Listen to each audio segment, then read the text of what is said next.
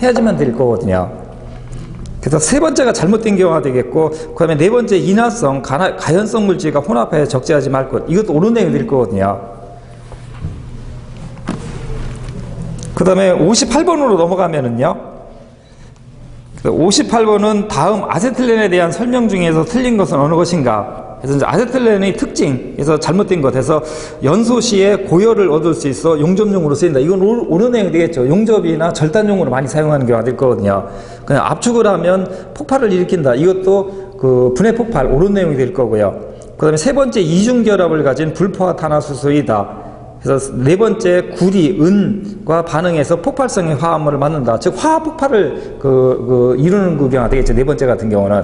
그래서 여기서 틀리게 설명된 것은 그러니까 세 번째에 있는 이중결합을 가진 불포화 탄화수소였는데 아세틸렌은 삼중결합을 갖는 그 경우가 되겠거든요. 그래서 결합 구조는 주로 그러니까 메탄 같은 그 경우 CH4 같은 경우는 탄소 하나에 네 방향으로 수소 네 개가 하나씩 돼갖고 4개가 그러니까 결합이 된 그 경우가 되겠고, 이게 가장 안정적인 구조라면 되겠거든요.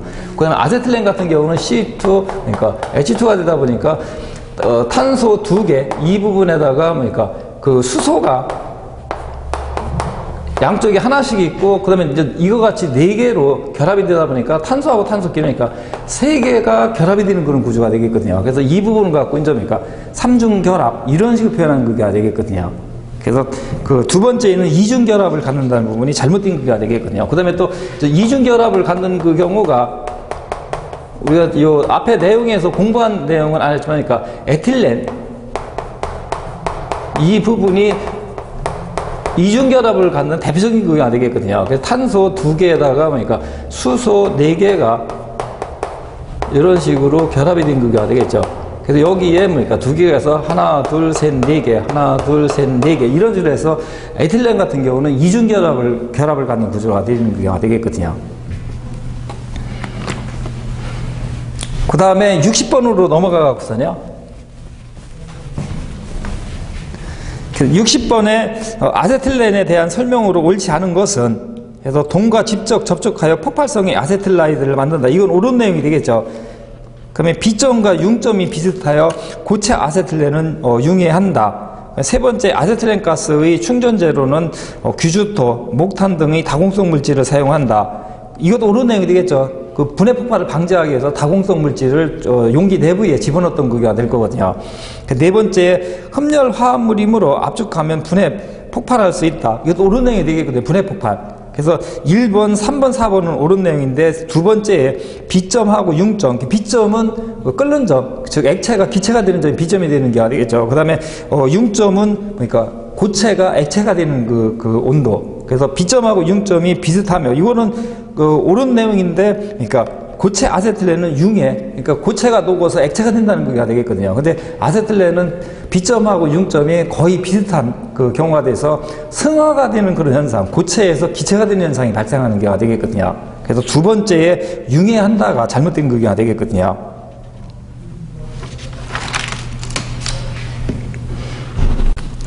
그 다음 페이지로 이제 넘어가고서요. 다음 페이지 66번으로 넘어가면요. 그래서 66번도 가스 설비 과목 또는 안전관리 과목, 여기에서 자주 나왔던 경우가 되겠고 많이 헷갈려 할 수 있는 그런 부분이 될 수 있겠거든요. 그래서 아세틸렌 용기에 충전하는 다공질물의 다공도에 관하여 옳은 것은, 즉 다공도가 얼마에 해당이 되는가를 물은 거가 되겠죠. 그래서 다공도는 뭐니까 3번에 75% 이상 92% 미만이 되는 거가 되겠죠. 그래서 세 번째가 옳은 내용이 되겠고요. 그래서 그 앞에 내용 설명할 적에 숫자를 조금씩 바꿔줘 갖고선 주어지다 보니까 많이 헷갈려 할 수 있는 그런 부분이라고 했던 경우가 될 거거든요. 그 다음에 67번 다공도를 계산하는 문제가 되겠고요. 그래서 이것도 출제가 많이는 되지 않지만은 간혹씩 출제가 되었던 부분이 될 수 있겠거든요. 그래서 다공물질의 용적은 최적이 되는 거야 되겠죠. 다공물질의 최적이 150입방미터이며 아세톤 침륜 잔용적이 30입방미터일 때 다공도는 몇 %인가? 그래서 다공도 퍼센트는 결국은 V에 V-2에 곱하기 100였던 그게 되겠죠. 그래서 V가 다공물질의 최적, 2가 침륜 잔용적이었던 그게 되겠죠. 그래서 이 식에다가 문제에서 주어진 수치를 갖다 대입만 하면 될 거거든요. 그래서 다공물질